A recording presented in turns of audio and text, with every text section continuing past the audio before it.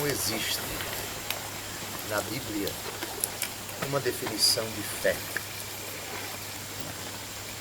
Mas existem afirmações a respeito da fé que nos ajudam a delinear essa virtude teologal.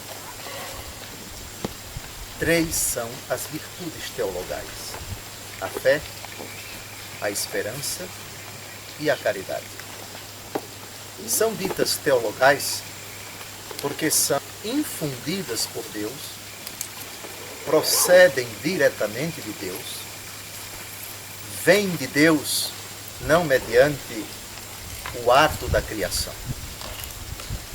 Há muitas virtudes que Deus coloca na natureza humana, muitas potencialidades, muitas capacidades, no simples ato criador de Deus. Pelo fato de ser criatura, o homem já tem aquelas capacidades, aquelas potencialidades. São as chamadas virtudes humanas, ou, se quisermos, virtudes morais: a prudência, a justiça, a temperança, a fortaleza, a veracidade, a sinceridade, a simplicidade, a humildade. Todas essas virtudes, até os não batizados, as recebem como potência na sua natureza humana. Evidentemente que elas necessitam ser desenvolvidas, primeiro compreendidas, depois aprimoradas, aperfeiçoadas. Aliás, esse é o sentido da palavra virtus, força. Virtus, virtutis, virtude, força. Santo Tomás de Aquino define a virtude como o hábito que inclina uma pessoa a agir bem. Essa é a definição de virtude. E vício é o oposto. É um hábito que inclina uma pessoa a agir mal. O vício é o oposto da virtude. Para cada virtude existe um vício oposto.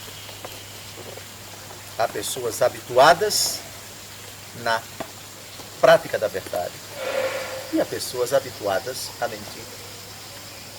Há pessoas habituadas na prática da justiça e há pessoas viciadas na prática da injustiça. Para cada virtude sempre existe, infelizmente, e essa é a astúcia do inimigo, o pai da mentira, exatamente levar, canalizar o homem ao oposto daquilo que Deus quer para o homem. É o antônimo, é o contraponto, é o reverso da medalha. Sempre existirá para cada vício uma virtude oposta e vice-versa. Mas há determinadas virtudes que Deus não confere ao homem no simples fato de gerá-lo. Há determinadas virtudes que Deus só concede quando este homem faz uma experiência da vida nova de Deus, a experiência da graça. E são 3 virtudes.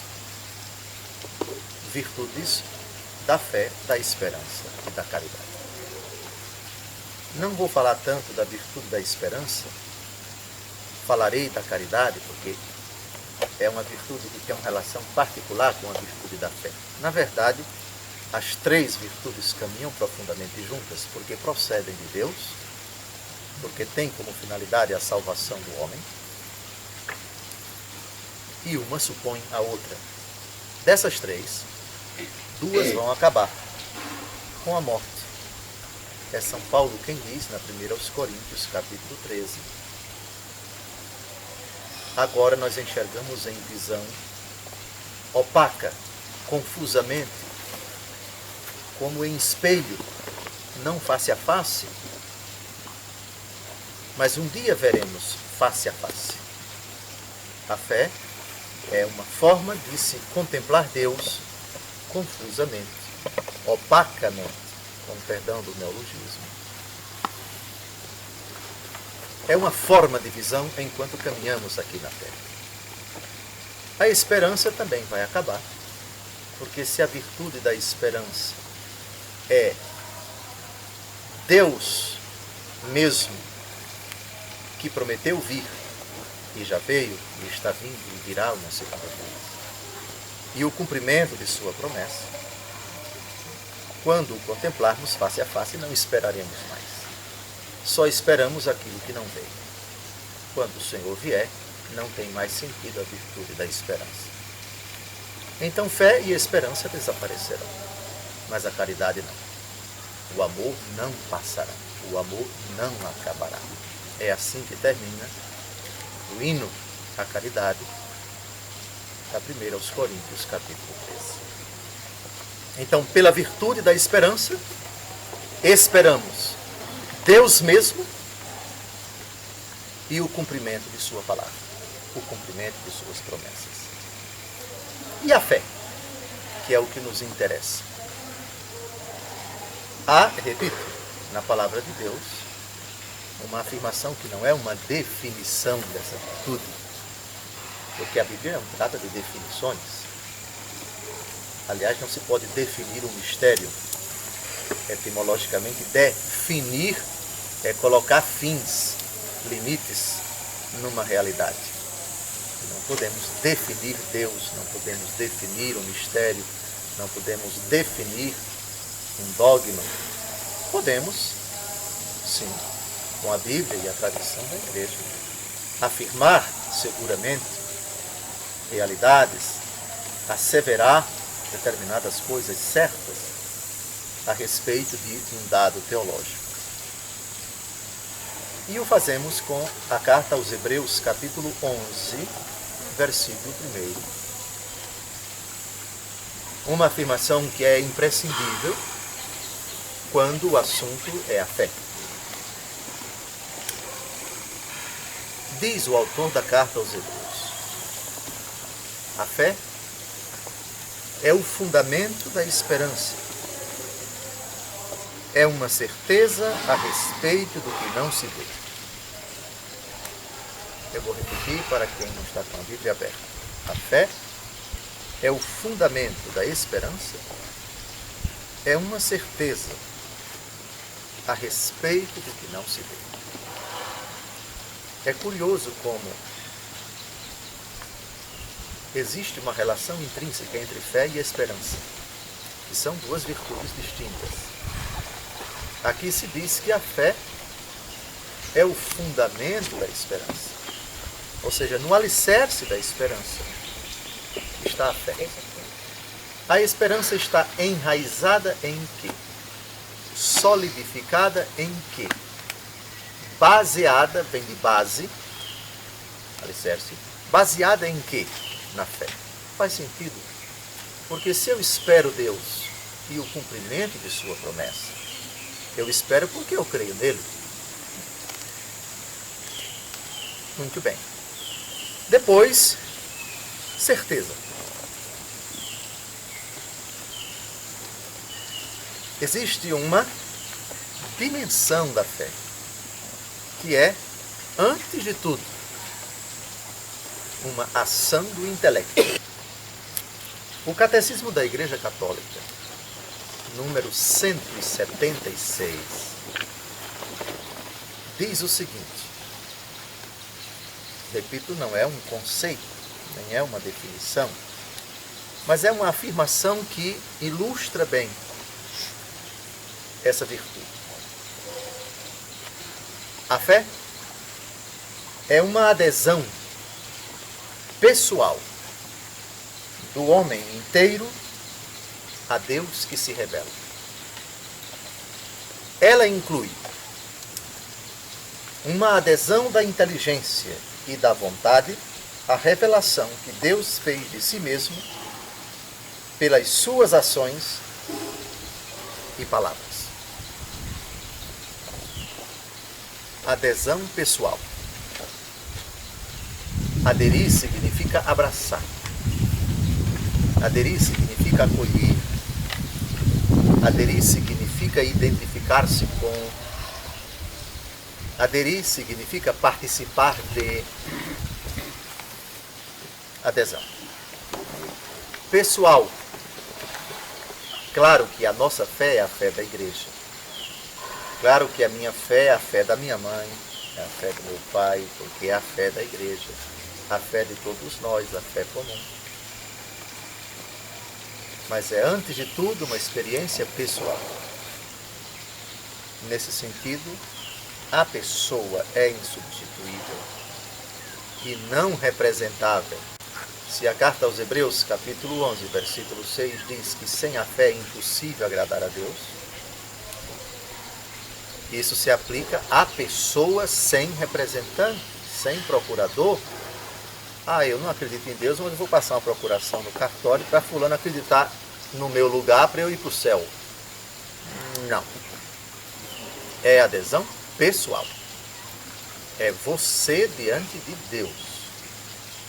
Você, sua pessoa. Adesão pessoal. Por conseguinte, crer tem uma dupla referência, diz o Catecismo da Igreja Católica. De novo, a afirmação do parágrafo 176. Adesão do homem inteiro. O que é o homem inteiro? É só um pedaço? A soma de pedaços do corpo dele?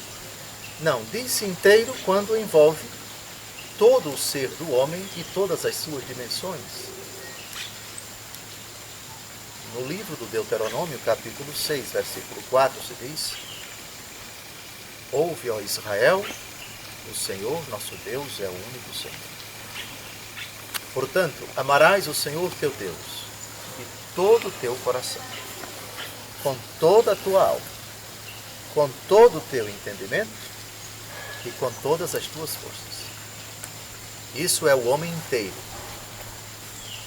Suas dimensões e aptidões e capacidades intelectuais, volitivas, inteligência, vontade, psicológicas, psíquicas, tudo da vida do homem. Todas as dimensões do homem, privada e pública, familiar e de trabalho, de convivência na sociedade, sonhos, projetos, conquistas, fracassos, nas diferentes situações, alegria, tristeza, saúde, doença, nascendo, vivendo e morrendo, cada instante da vida do homem abarca todo o homem. É uma adesão pessoal do homem inteiro a Deus que se revela.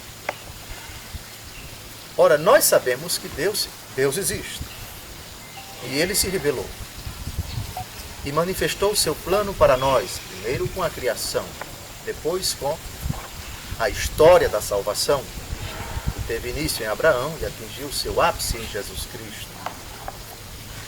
Sua consumação na morte, ressurreição, ascensão ao céu do Senhor ressuscitado e a fusão do Espírito Santo, que nele o Pai e o Filho continuam conosco até a consumação dos tempos.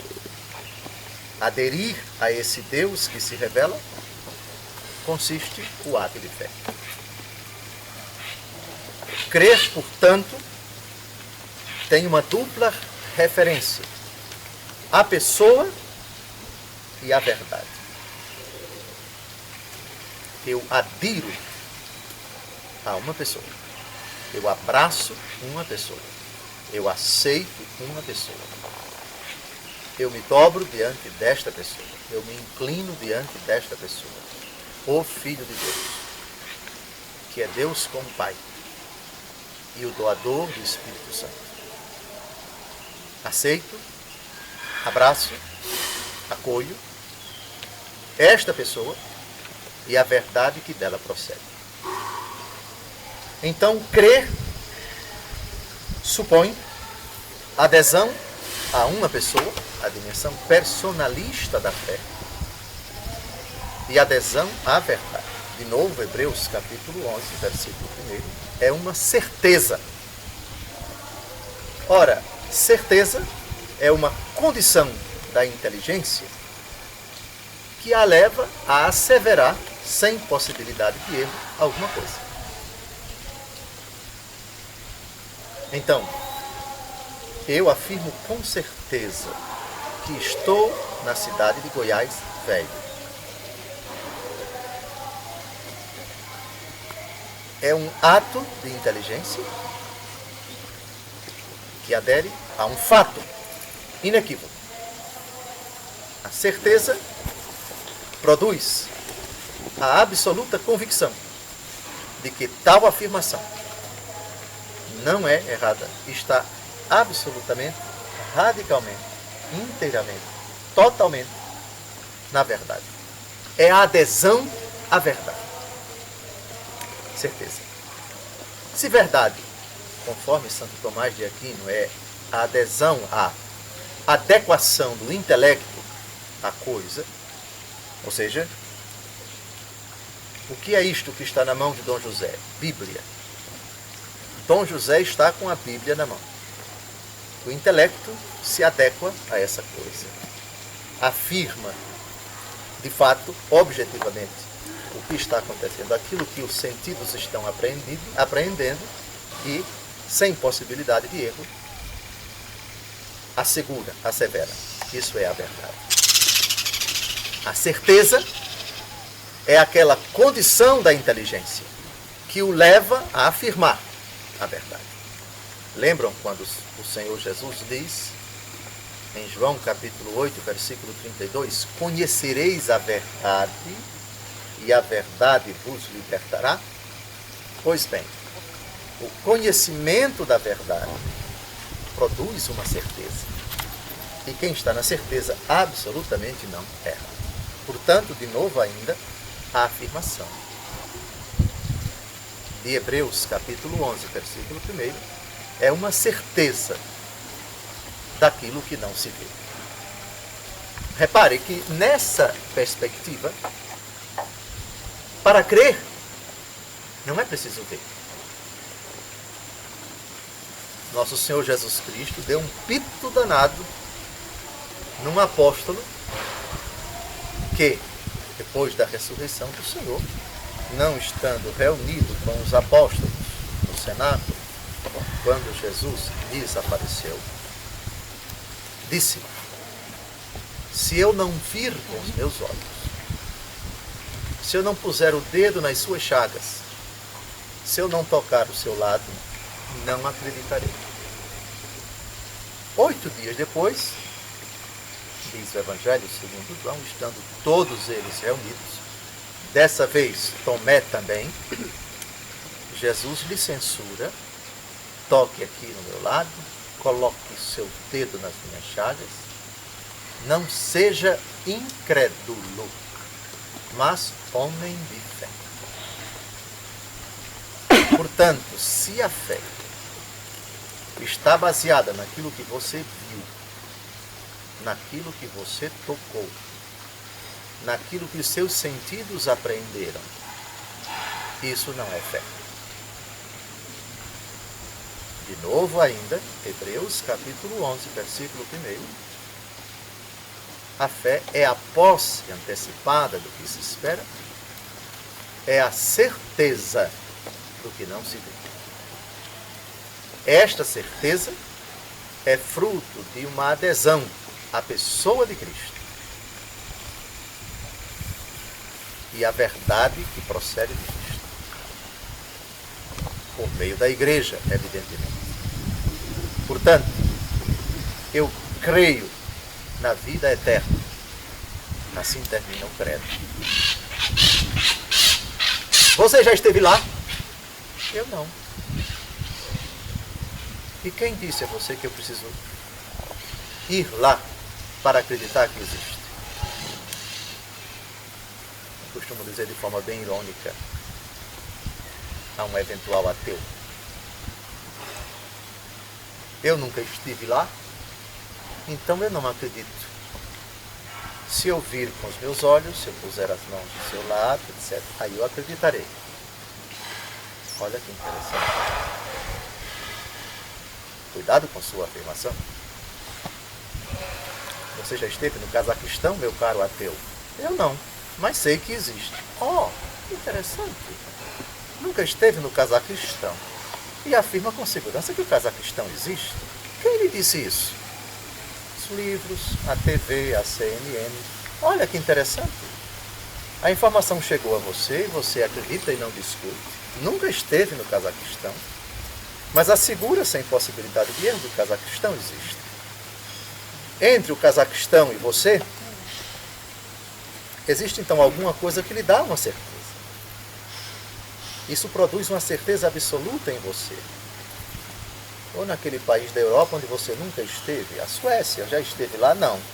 Mas você acha que a Suécia existe? Não existe. Você já esteve lá? Você não teve a experiência da Suécia. Você nunca foi a Estocolmo e afirma que a capital da Suécia é Estocolmo. Olha que interessante. Quem lhe disse isso? Quem lhe teve essa certeza? Aí vem as explicações, né? Meu amigo, nós temos também nossas explicações. A fé é um dom de Deus. O Deus que se revelou em Cristo. Escolheu 12. A eles e a tantos outros pregou a verdade, revelou o Pai, falou de si, demonstrou com suas palavras, seus atos, seus prodígios. A presença amorosa do Pai que tanto amou o mundo, que enviou o seu Filho para que todo que nele crê não pereça, mas tenha a vida eterna. E esse dom, ele prometeu àqueles que ele quer que sejam salvos, ou seja, todos os homens. A fé não é fruto de um esforço, um raciocínio, não é fruto do labor do homem, é uma dádiva dele, é um presente dele. Peça e você recebe. Não pense que você vai crer em Deus, no Deus que se revelou em Cristo, no Deus que se manifestou em Cristo, que revelou sua face amorosa, bondosa, infinitamente misericordiosa em Cristo, procurando, investigando, se esforçando, a ponto de chegar à conclusão, como 2 e 2 são 4. Fé não é isto. É uma graça, é um dom, é um favor, é um presente de Deus.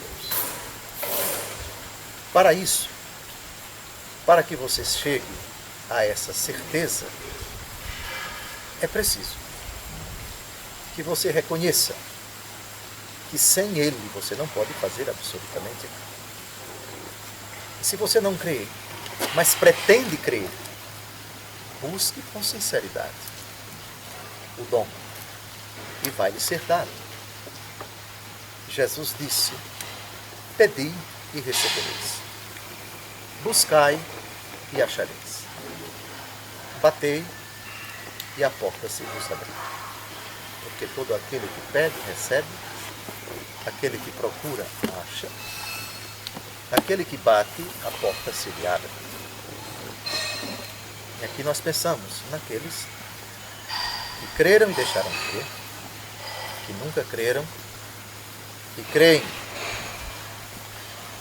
mas não o suficiente, que creem pouco, que creem, mas duvidam. É preciso pedir o dom da fé. É preciso redescobrir a importância, a necessidade da fé. Para quem nunca creu, desde que procure com sinceridade e não oponha resistências a Deus, que é o objeto da fé, ele vai receber esse dom.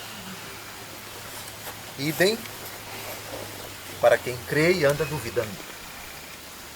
para quem crê e anda questionando o dado de fé. Será que Deus me ama? Será que existe isso mesmo? Será que? Até que ponto que? Até que ponto? Dúvidas, interrogações, etc. Pois bem, essa é a fé sem a qual é impossível agradar a Deus, de novo citando Hebreus capítulo 11, versículo 6. A fé tem várias dimensões, tem vários qualificativos, vários adjetivos, vários aspectos, podemos dizer, que podem ser resumidos em 3 palavras. Da primeira já falamos, mas ainda há outras 2.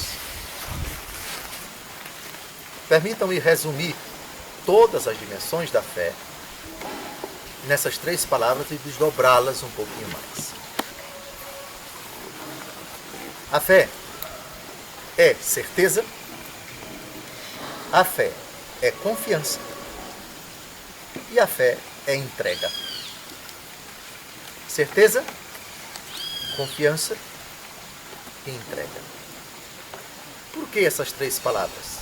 Lembram vocês a definição do número, a afirmação magistral do número 176 do Catecismo da Igreja Católica? Adesão pessoal do homem inteiro a Deus, que se revela. Ora, se é adesão pessoal, e é adesão a Deus, é de pessoa a pessoa, entendendo Deus como uma comunhão de pessoas, o Pai, o Filho e o Espírito Santo. Logo, ela é, antes de tudo, um ato de relação de pessoas. O crente, isto é, aquele que crê, que se relaciona com as 3 pessoas da Trindade. Para vocês compreenderem bem essas 3 dimensões, vou usar uma comparação que precisa, lógico, ser salvaguardada, mas eu acho que é fácil para nós transpormos para o ato de fé. Vislumbremos o esposo e a esposa, já com muitos anos de casados, muitos anos, e vivem absolutamente felizes no matrimônio, profundamente felizes, realizados no matrimônio. Esse matrimônio teve uma história, a história de um namoro relativamente longo, onde tudo foi bem ponderado, meditado, refletido, pensado e repensado, onde ele não tomou a decisão de começar a namorar com ela sem antes ter a certeza de que ela era uma moça de bons predicados, de bons modos, uma moça com virtudes suficientes para uma futura esposa. Obrigado. E vice-versa, ela com relação a ele. Só decidiram namorar depois que os 2 lados adquiriram a certeza das virtudes que o outro tinha. Durante o namoro, prévia certeza das virtudes, foi-se adquirindo a confiança.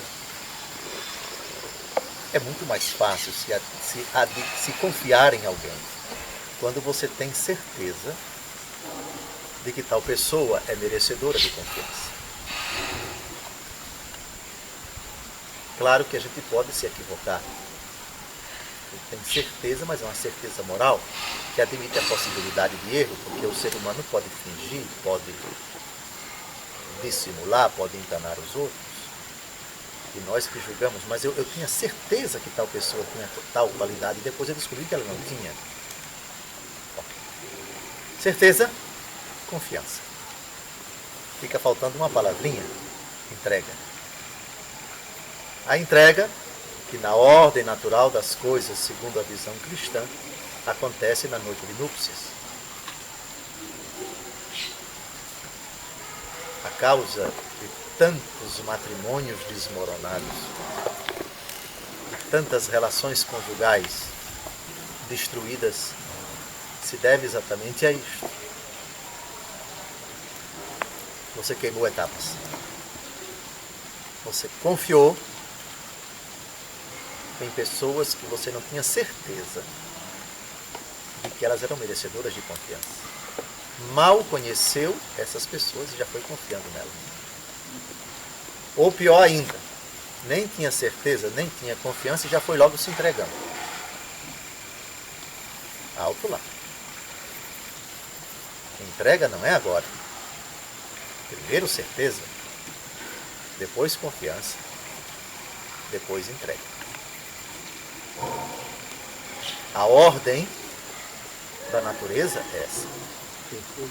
Eu só posso me entregar, eu, uma mulher, a um homem que eu tenha certeza de que tem tais virtudes, tais predicados.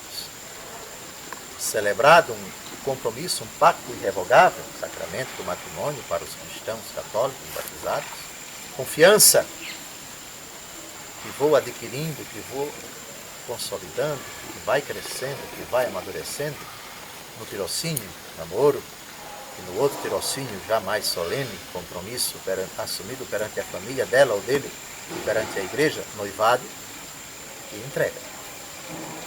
Pois bem,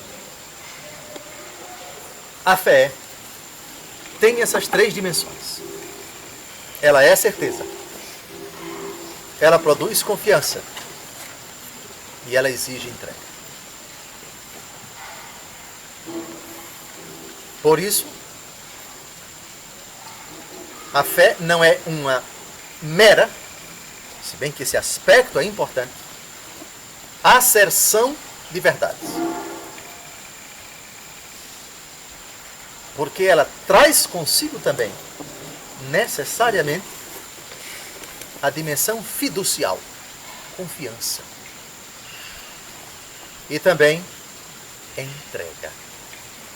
Confiança é uma coisa que supõe certeza e que vai culminar na entrega. Mas a confiança, que não é ainda entrega, leva o confiante, aquele que confia, a dizer: eu acredito piamente nessa pessoa. Ela é incapaz de mentir, ela é incapaz de me decepcionar.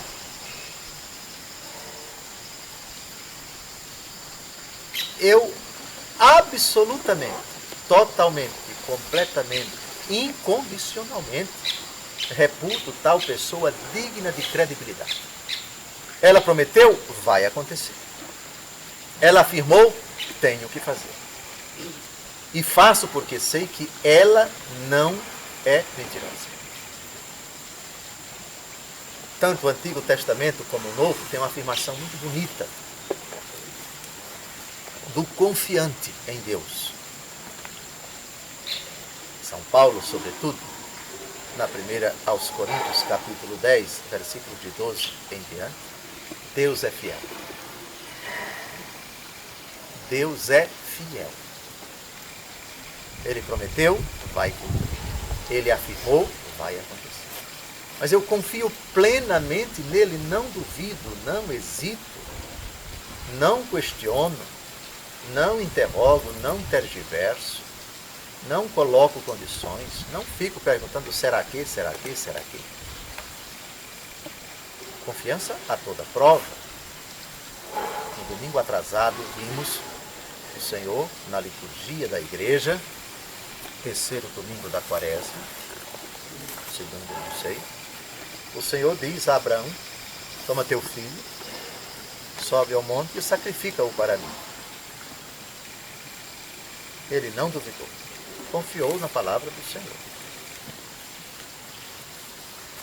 veremos daqui a pouco que a fé tem uma relação profunda, então, com a obediência. Muito bem. Dimensão de confiança.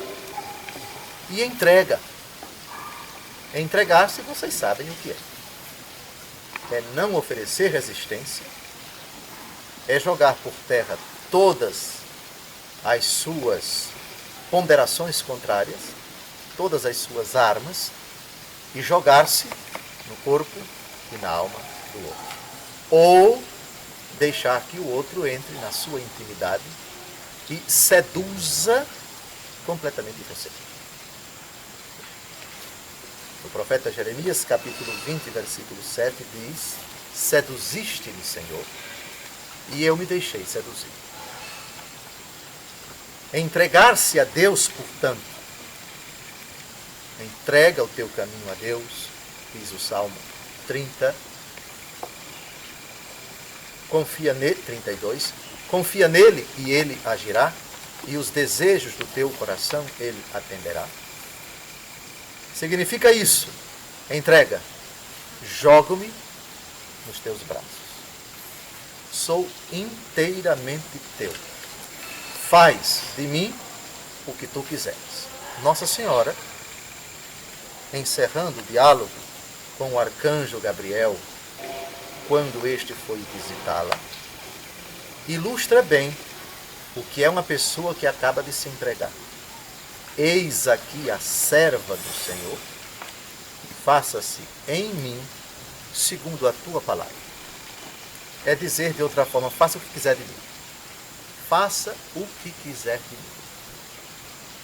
Mas atenção, cuidado, que muitos dizem: eu já entreguei a Deus. Eu já entreguei esse caso a Deus, já entreguei meu filho a Deus, já me entreguei a Deus, Ele que tome conta. Correto, a frase é correta, por favor. Está tudo correto em termos de afirmação. Agora vamos ver qual é a compreensão que se tem disso. No Salmo 36,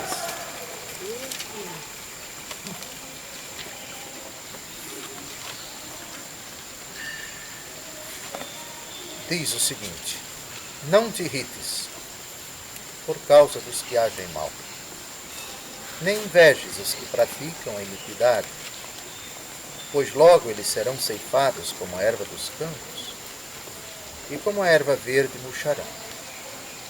Espera no Senhor e faze o bem. Habitarás a terra em plena segurança. Põe tuas delícias no Senhor, e os desejos do teu coração Ele atenderá. Confia ao Senhor a tua sorte, espera nele e Ele agirá. Como a luz fará brilhar a tua justiça, e como o sol do meio-dia o teu direito. Em silêncio, abandona-te ao Senhor, põe tua esperança nele.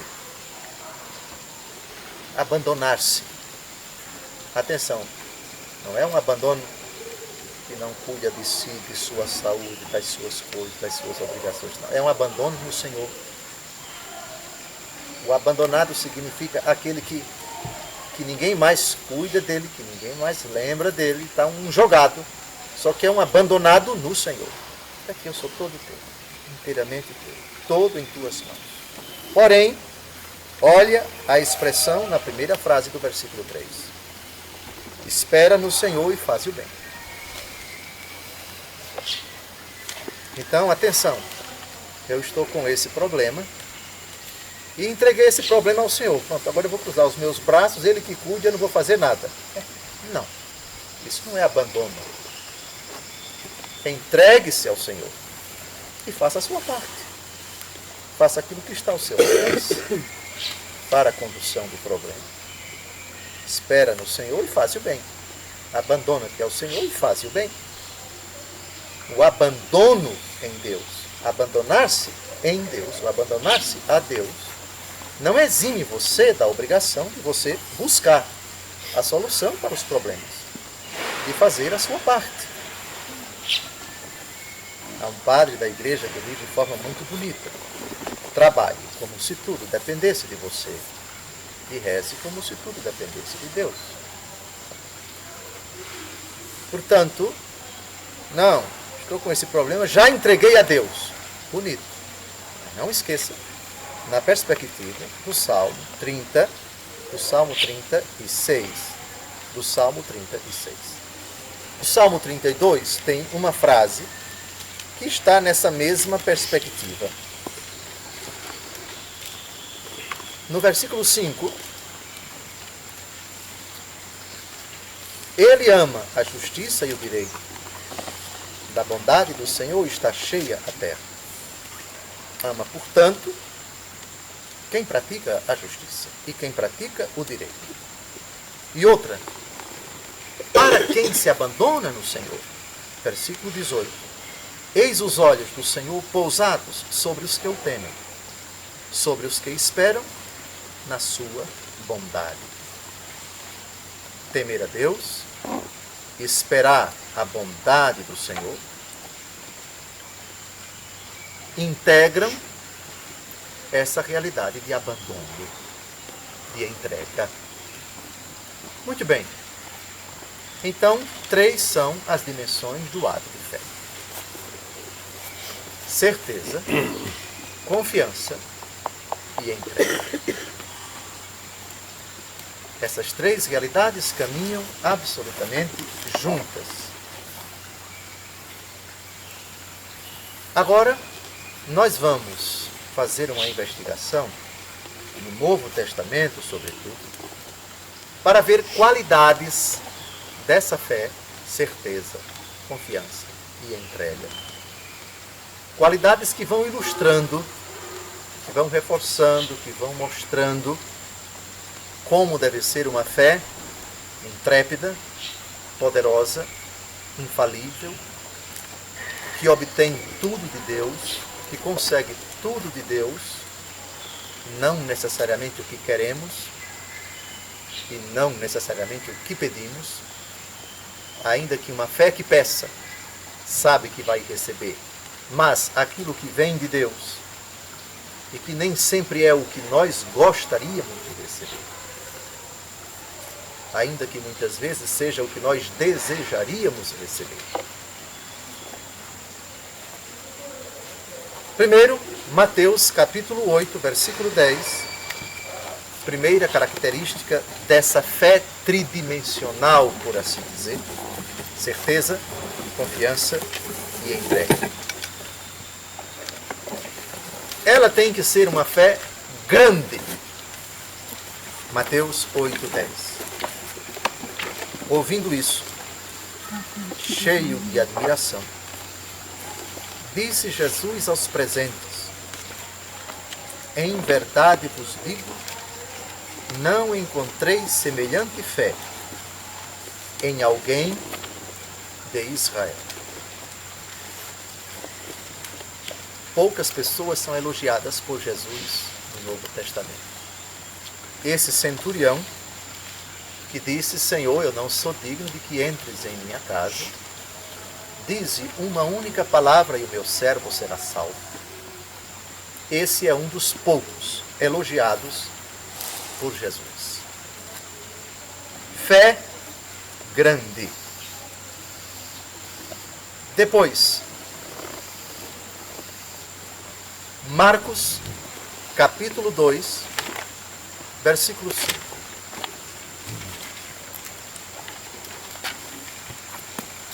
Marcos, capítulo 2, versículo 5.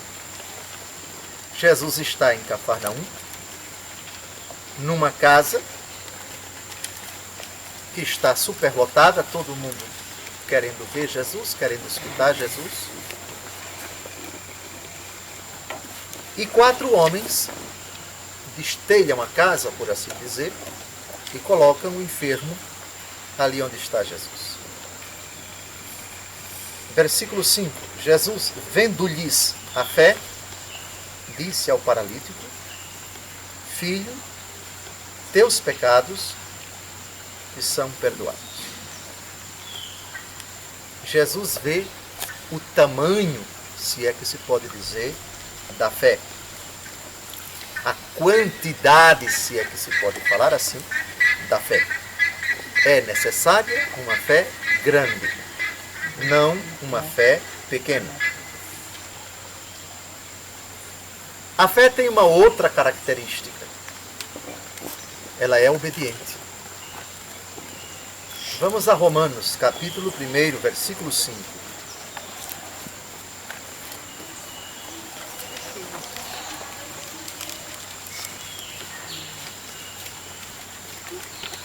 Mas já a partir do versículo 1. Paulo, servo de Jesus Cristo, escolhido para ser apóstolo, reservado para anunciar o Evangelho de Deus. Este Evangelho Deus prometera outrora pelos seus profetas na Sagrada Escritura, acerca de seu Filho Jesus Cristo, nosso Senhor, descendente de Davi quanto à carne, que segundo o Espírito de Santidade foi estabelecido Filho de Deus, no poder por sua ressurreição dos mortos, e do qual temos recebido a graça e o apostolado, a fim de levar em seu nome todas as nações pagãs à obediência da fé. Obediência da fé. Ou fé obediente, se nós quisermos.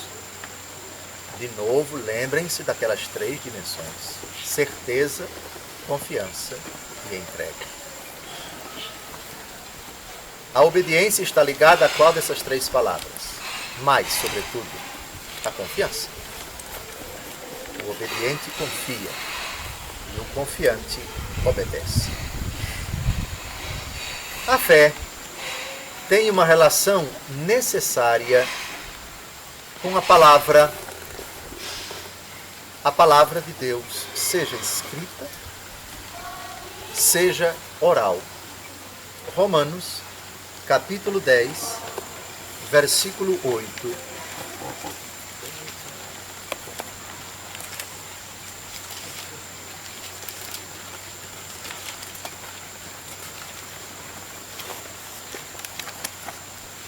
Vamos a partir do versículo 6, Romanos 10. A justiça que vem da fé diz assim: não digas em teu coração, quem subirá ao céu? Isto é, para trazer do alto o Cristo. Ou quem descerá ao abismo? Isto é, para fazer voltar Cristo dentre os mortos. Que diz ela, afinal? A palavra está perto de ti, na tua boca e no teu coração. Essa é a palavra da fé que pregamos. É lógico que essa dimensão da fé tem relação, antes de tudo, com a certeza. Lógico que as outras 2 também estão aí incluídas, comprometidas, a confiança e a entrega. A minha fé está alicerçada na palavra do Deus que se revela. Palavra que chegou até nós primeiro pela pregação da igreja, porque a igreja não começou sua missão escrevendo nada. A Bíblia veio depois. Palavra da fé. Ela está ao teu alcance. Vejam que frase bonita, eu gosto muito de repetir o que está no versículo 9 e em diante. Se com tua boca confessares que Jesus é o Senhor, e se em teu coração creres que Deus o ressuscitou dentre os mortos, serás salvo.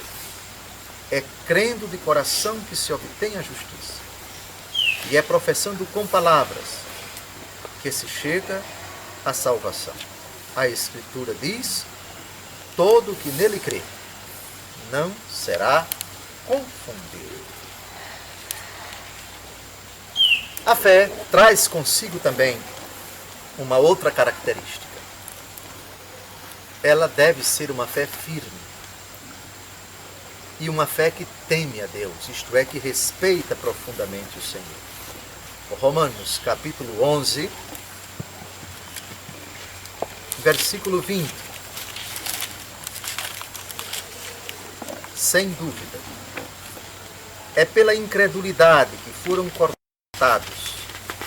Ao passo que tu é pela fé que estás firme. Não te ensoberbeças, antes teme. Firmeza e temor a Deus. Se a fé não é firme, ela só sobra, ela resvale, ela desliza, ela cai, ela experimenta o fracasso. A fé também traz sempre consigo uma outra qualidade, imprescindível, sobretudo nos momentos de tribulação. Fortaleza. Primeira carta de São Paulo aos Coríntios, capítulo 16, versículo 13. 1 aos Coríntios, capítulo 16, versículo 13. Vigiai,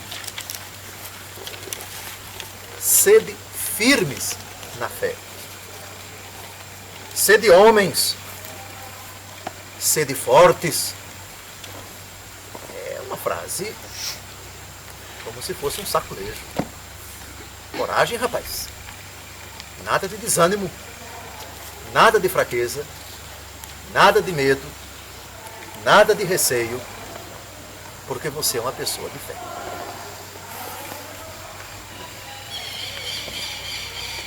Mas a dimensão que vamos tratar agora, ela é certamente uma das mais importantes. A fé precisa caminhar sempre com a caridade. Gálatas, capítulo 5, versículo 6. Gálatas, capítulo 5, versículo 6.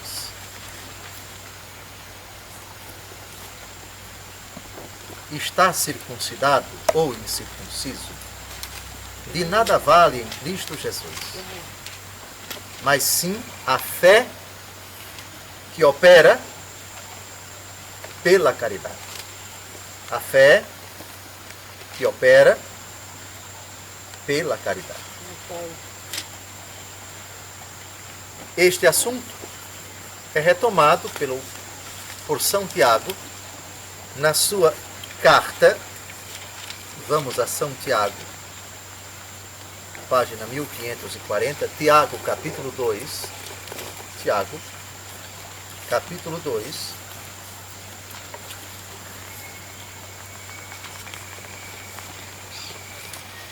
Versículos de 14 a 22.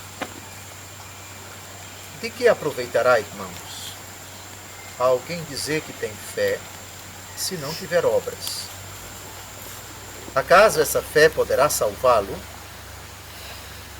Se a um irmão ou a uma irmã faltarem roupas e o alimento cotidiano, e algum de vós lhes disser, ide em paz, aquecei-vos e fartai-vos, mas não lhes der o necessário para o corpo, de que lhes aproveitará? Assim também a fé. Se não tiver obras, é morta em si mesma. Mas alguém dirá, tu tens fé e eu tenho obras. Mostra-me a tua fé sem obras, e eu te mostrarei a minha fé pelas minhas obras. Eu vou pular o versículo 19, por razões óbvias, porque esse vai ser o assunto do final da palestra. Queres ver, ó homem vão, como a fé sem obras é estéril? Abraão, nosso pai, não foi justificado pelas obras, oferecendo o seu filho Isaque sobre o altar? Vês como a fé cooperava com as suas obras e era completada por elas. Eu vou repetir o versículo 22. Vês como a fé cooperava com as suas obras e era completada por elas. A fé precisa de um complemento. O complemento são as boas obras. São Paulo, na primeira aos Tessalonicenses, capítulo 1, versículo 3, página 1511, primeira aos Tessalonicenses, capítulo 1, versículo 3, fala de obras da fé. 1 aos Tessalonicenses, capítulo 1, versículo 3. Com efeito, diante de Deus, nosso Pai, pensamos continuamente nas obras da vossa fé, nos sacrifícios da vossa caridade e na firmeza da vossa esperança em nosso Senhor Jesus Cristo, sob o olhar de Deus, nosso Pai. Obras da vossa fé. Fé que é completada pelas obras, não as obras da lei, as obras de Moisés, da prática da lei mosaica, com as quais pensava-se que o homem era justificado. São Paulo diz, não. O homem não é justificado pelas obras da lei mosaica, por favor. Ele não se referia às obras da fé. O homem não é justificado pelas obras da lei, mas pela fé em Jesus Cristo. Mas atenção! A fé em Jesus Cristo exige as obras da fé. Exige um complemento às obras da fé. Portanto, o protestantismo, quando diz que as obras não adiantam, não valem nada. Se eles se referem às obras da lei mosaica, tudo bem. Mas se eles com isso querem dizer que as obras do cristão justificado, do crente, não tem nenhum valor perante Deus, isso é mentira. 1 aos Tessalonicenses, capítulo 1, versículo 3. As obras da vossa fé. E tem mais. Vamos à terceira carta de São João, o penúltimo livro antes do Apocalipse. O Apocalipse é o último livro da Bíblia. Antes tem a Epístola de São Judas. E antes de São Judas tem a terceira Epístola de São João, página 1554. Terceira Epístola de São João, versículo 5. Terceira Epístola de São João, versículo 5. Caríssimo, fazes obras de fé em tudo o que realizas para os teus irmãos, mesmo para os irmãos estrangeiros. Obras de fé. Não as obras da lei mosaica, mas as obras da fé. Abraão foi justificado pelas obras, disse Tiago, capítulo 2, versículo 22.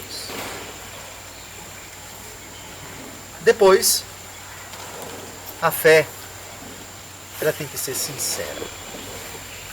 Não pode ser fingida. Fé sincera.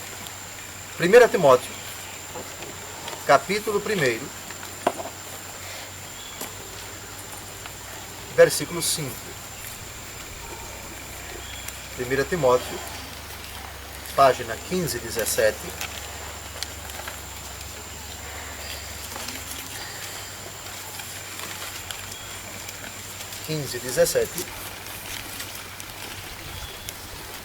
Essa recomendação só visa a estabelecer a caridade, nascida de um coração puro, de uma boa consciência e de uma fé sincera. Fé sincera. Sem cera, etimologicamente falando. Pule agora para 2 Timóteo, que é a próxima carta. 2 Timóteo, capítulo 1, versículo 5. Conserva a lembrança daquela tua fé tão sincera, que foi primeiro de tua avó Loide e de tua mãe Eunice, e que não tenho a menor dúvida habita em ti também. Fé sincera, sem retoques, sem fingimento, sem subterfúgios, sem máscaras. Fé sincera, sem hipocrisia, sem teatro, sem palhaçadas. Fé sincera. É óbvio existe um capítulo no Novo Testamento, o capítulo 11 da carta aos Hebreus, eu só cito, mas não vamos ler porque é demorado. Não é nossa intenção de ler um capítulo todo da Escritura. Esse capítulo 11 discorre sobre os heróis da fé do Antigo Testamento. Foi pela fé que fulano disse isso, fez aquilo outro. Tem Abraão, tem Noé, tem Moisés, tem tantos outros, não é? Os nossos heróis da fé. E fé que deve ser imitada. Aí vamos à carta aos Hebreus, capítulo 13, página 1538. Hebreus, capítulo 13, versículo 7. Lembrai-vos de vossos guias que vos pregaram a palavra de Deus. Considerai como souberam encerrar a carreira e imitai-lhes a fé. Olha que bonito. Os guias que nos pregaram a palavra de Deus. Aqueles que Deus colocou à frente do povo. Foram modelos de fé.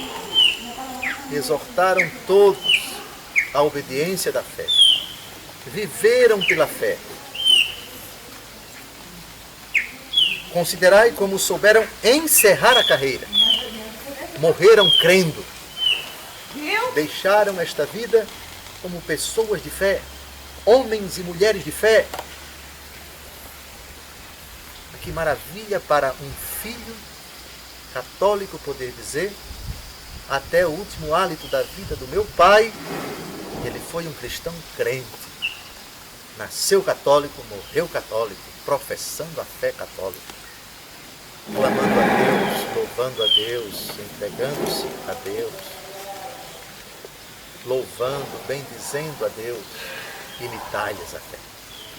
Idem para a minha mãe e a minha avó, enfim, aqueles que Deus colocou na nossa vida como guias, no termo de sua vida, deram testemunho de fé, partiram crendo. E hoje, esperamos, estão contemplando face a face, sem mais necessidade da fé. Muito bem. Mas o demônio também crê. Existe uma fé satânica. Mas, Dom José, eu me recuso a acreditar que o demônio creia com uma fé com essas características todas que o senhor disse. Já acertou, está certo. O demônio não crê com essas características todas que nós citamos. Então vamos ver como é que o demônio crê. Isso é importante saber. A fé de Satanás, para que não o imitemos. Se Hebreus 13, 7 diz: imitai-lhes a fé, aqueles que terminaram sua carreira crendo. E crendo, a fé, com essas características que nós vimos agora, uma fé confiante, uma fé humilde, uma fé segura, uma fé certa, uma fé humilde, uma fé perseverante, uma fé intrépida, uma fé que confia, uma fé que se entrega, uma fé grande e tantas outras características. Podemos ficar aqui o dia todo discorrendo sobre elas, falei apenas das mais importantes. Vamos ver se o demônio crê. Como é que ele crê? Para que não creiamos como ele. Tiago, capítulo 2, versículo 19. Página 1540.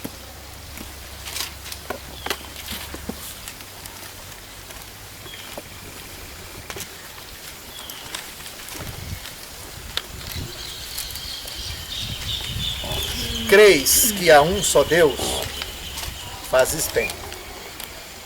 Também os demônios creem e tremem. Ah, Dona José, eu não sabia que o demônio acreditava em Deus. Acredita sim, senhor. Acredita sim, senhor. Acredita sim. Os demônios creem. Também os demônios creem e tremem. Ganharia uma passagem a pé daqui de Goiás Velho até Maceió aquele que dissesse um ato de fé do demônio no Novo Testamento. Vamos a esse ato de fé no capítulo 1 do Evangelho segundo Marcos.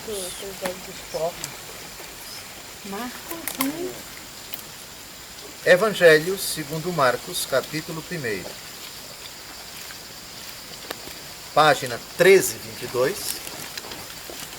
Página 1322. Capítulo Marcos 1, Marcos, capítulo 1, de 21 a 25. A 26. Dirigiram-se para Cafarnaum. E já no dia de sábado, Jesus entrou na sinagoga e pôs-se a ensinar. Maravilhavam-se da sua doutrina, porque os ensinava como quem tem autoridade e não como os escribas. Ora, na sinagoga deles achava-se um homem possesso de um espírito imundo que gritou: Que tens tu conosco, Jesus de Nazaré? Vieste perder-nos? Sei quem és, o Santo de Deus. Mas Jesus intimou, dizendo: Cala-te, sai deste homem. O espírito imundo agitou-o violentamente e, dando um grande grito, saiu. Aqui está a fé de Satanás. Certeza. Sei quem és. Pode olhar. O demônio tem absoluta certeza. Não é suficiente ter certeza da existência de Deus. O demônio também tem isso. Não, eu tenho certeza que existe o purgatório. Também o demônio tem essa certeza. Sei quem és. Sei quem és. Certeza é um elemento importantíssimo da fé. Segundo, essa certeza é uma verdade. Sei quem és, o Santo de Deus. Digam-me, Jesus é o Santo de Deus ou não? É. Isso é verdade? Sim. Como pode a verdade ter vindo do pai da mentira? E agora? Se o demônio é mentiroso, aqui ele está dizendo uma verdade. Ele mudou de lado? Mudou coisa nenhuma. Mudou não. Disse uma verdade, mas é mentiroso. Ora, Dom José, se o demônio disse uma verdade a respeito de Jesus, por que Jesus disse, cala-te e sai deste homem? Ele não disse a verdade? Eu gosto muito de dizer a verdade. Cuidado com essas pessoas, viu? Eu sou muito verdadeira. Sinto muito, mas o diabo também às vezes é. Não é suficiente. Não é suficiente ser muito verdadeiro. Porque o diabo aqui foi muito verdadeiro. A questão ultrapassa a verdade. Dizer que Jesus é santo é um aspecto da verdade, mas não é toda a verdade. Nem é a parte mais importante da verdade. Não é a parte mais importante da verdade. Santo significa aquele que não peca. O separado, o outro, o kadosh, usando a expressão hebraica. Dizer que Jesus não peca, até o diabo diz. O que o diabo não diz é que Jesus é o seu Senhor. Isso é o mais importante. Tu és o Cristo, o Filho de Deus vivo. Isso o diabo não diz. A fé de Pedro diz.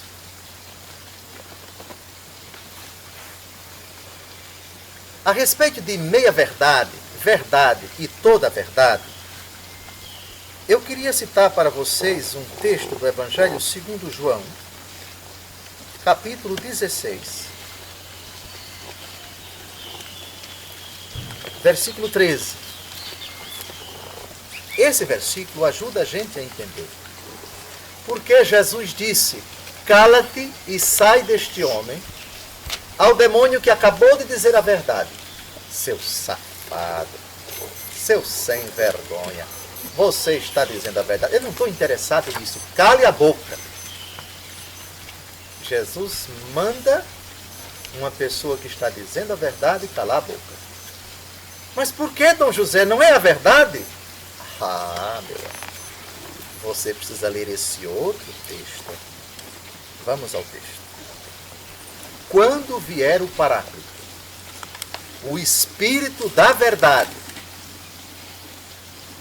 Olha que bonito, mas olha a vírgula.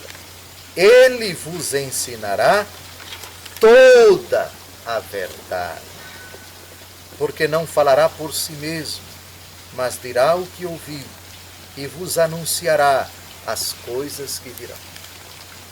O diabo diz às vezes a verdade, mas nunca diz toda a verdade.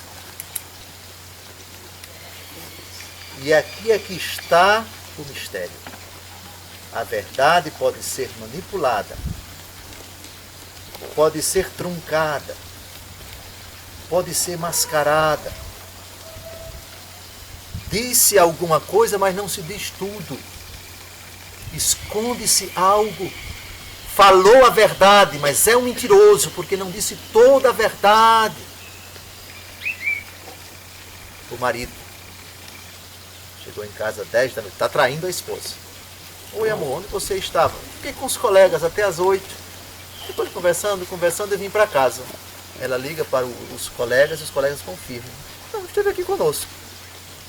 Ai, que coisa boa, meu marido disse a verdade. Coitada, foi da Bíblia. Ele disse a verdade, mas não disse toda a verdade. Não disse com quem ele estava além dos amigos. E onde estava. E o que fizeram. Ela escondeu essa parte. Isso é satânico. Isso é diabólico. Você, para enganar uma pessoa, diz verdades para ela. Mas aquilo que você acha conveniente que ela deve saber. Para iludi-la. Para fazê-la de bobo. De boba. Então Jesus não deixa brecha. O Espírito da verdade vos ensinará toda a verdade. E isso o demônio não quer. Isso ele não aceita. Porque vive nas trevas. E não quer que as obras das trevas sejam descobertas. Eu queria propor a vocês um outro texto do Evangelho segundo João. Porquanto todo aquele que faz o mal odeia a luz e não vem para a luz, para que as suas obras não sejam reprovadas. Mas aquele que pratica a verdade vem para a luz, torna-se assim claro que suas obras são feitas em Deus. O demônio odeia a luz, porque a luz revela as coisas, deixa tudo claro. Caríssimos, esse é o mistério. O demônio crê. Ele tem certezas. Mas, de novo, Tiago 2, versículo 19, os demônios creem, mas tremem. O demônio tem certeza, mas morre de medo. Morre de medo do poder de Deus, que liberta os homens do poder de Satanás. Morre de medo de quem anda na verdade, porque ele é mentiroso. Treme diante dos santos, porque o santo não tem nada com ele. E o santo pode dizer, aquele que é cheio de Deus, que vive na graça de Deus, cala-te e sai deste homem. O demônio treme. Aqui está um aspecto que nós devemos lembrar sempre a respeito do demônio. Ele se pela de medo de Deus e daqueles que creem em Deus. Com esta fé, pura, sincera, intrépida, grande, humilde, perseverante, que professa toda a verdade, certeza, confiança, entrega, ele treme diante deste que tem esta fé.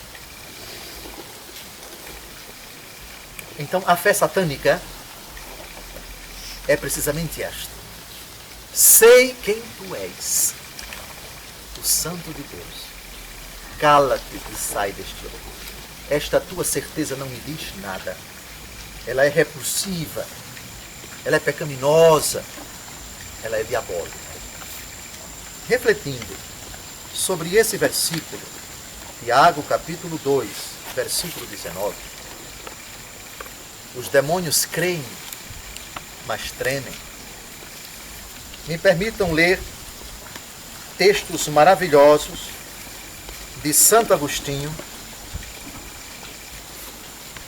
de São Beda, o Venerável, e de Salviano, os padres da Igreja. Diz Santo Agostinho: os que creem e agem segundo a verdadeira fé estão vivos, não mortos. Mas o que não creem, ou creem como creem os demônios, temendo e levando uma vida pecaminosa, confessando o Filho de Deus e não tendo caridade, se devem mais ser tratados no número dos mortos. De novo Santo Agostinho: acaso verão os demônios a Deus? Vê-lo-ão os limpos de coração. Mas quem terá por puros de coração os espíritos imundos? Salviano. São Tiago indica com toda a evidência que as boas ações são os testemunhos da fé cristã. Porque um cristão, se não realiza obras boas, apenas pode demonstrar a fé que tem. E se não pode prová-la, há de se considerá-lo como se nunca tivesse tido fé. Hilário de Arles, outro padre da Igreja, diz o seguinte: os que creem e não têm temor a Deus são piores que os demônios. Mas os que creem e têm o temor de Deus, porém não praticam com obras o que creem, são semelhantes aos demônios. Tem mais. São Beda, o Venerável, comentando a frase de São Tiago: também os demônios creem, mas tremem. Crer em Deus, diz ele, é crer que é verdadeiro o que ele diz. Crer é crer que ele mesmo é Deus. Crer nele é amá-lo. Todos, também os maus, podem crer que são verdadeiras as coisas que Deus diz. Porque creem que são verdadeiras, porém não querem fazer tais coisas, porque se deixam levar pelo pecado. Crer que ele mesmo é Deus, também o puderam fazer os demônios. Com efeito, crer em Deus, somente o puderam fazer os que o amam, os quais não são só cristãos de nome, mas sim de fato e de vida, porque a fé sem o amor está vazia. Com amor, a fé do cristão. Sem amor, a fé do demônio. Vejam que frase maravilhosa. São Beda, eu acho que intuiu profundamente a distinção entre a fé satânica e a autêntica fé. Com amor, a fé do cristão. Sem amor, a fé do demônio. Fantástico, simplesmente fantástico. Ainda temos Santo André, bispo de Creta. Coloca o exemplo dos demônios para dizer que não se vence os demônios com essa disposição de alma, porque também aqueles criam, acreditavam que era o Filho de Deus e o Santo de Deus e que tinha poder sobre eles. Ou seja, por isso que Jesus disse: cala-te. A tua fé não tem nada de amor. Cala a tua boca. Tu não tens amor, tu és um homicida. Esta tua convicção não me diz nada, é repulsiva. Cala-te e sai deste homem. E finalmente, São Cesário de Arles diz: o apóstolo disse que quem crê e não tem obras tem a fé dos demônios. Se diz que quem crê e não age assemelha-se aos demônios, julgai vós que esperança pode comportar aquele que nem sequer crê. Ou seja, se crê, pode não significar nada. E Jesus diz: cala-te e sai desse homem. Uma fé que não adianta nada. Pelo contrário, uma fé até que condena, quanto mais aqueles que não creem. É nesse sentido que muitas vezes no Novo Testamento Jesus censura a falta de fé. Homem de pouca fé, por que duvidaste? Jesus censura a falta de fé. Há uma parábola no capítulo 18 de São Lucas, no versículo 8. Jesus narra essa parábola para mostrar a necessidade de rezar sempre, sem jamais deixar de fazer. E é a única parábola que termina com uma pergunta. Quem já abriu a Bíblia no capítulo 18 de São Lucas já descobriu que pergunta é esta. Bíblia Ave Maria, a página 1372. Mas quando o Filho do Homem vier, acaso encontrará fé sobre a terra? Ou seja, você não reza mais? Ou se reza, não reza insistentemente, e quando reza, não acredita no que está pedindo? Ainda Jesus vai encontrar fé sobre a terra? Uma parábola que termina com uma pergunta gravíssima.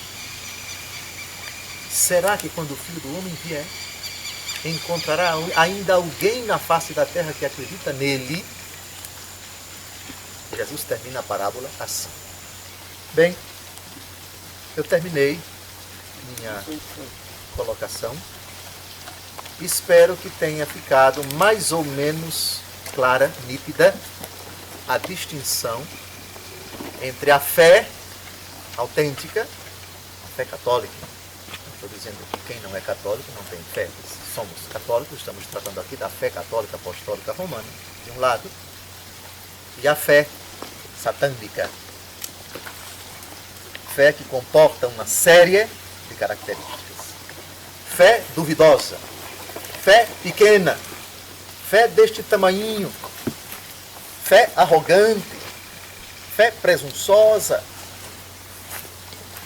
fé de meias verdades, fé que não confia, fé que não se entrega. O demônio quer que nós tenhamos esta fé, com as características da fé dele. Claro que interessa a ele que não creiamos, que sejamos ateus, mas quando ele sabe que não consegue isso, porque a pessoa é católica, praticante, enfim, teve um substrato católico, ele vai tentar minar essa fé e incutir nela o medo, o receio, a desconfiança de Deus. Então você acredita nele, mas não se entregue, não.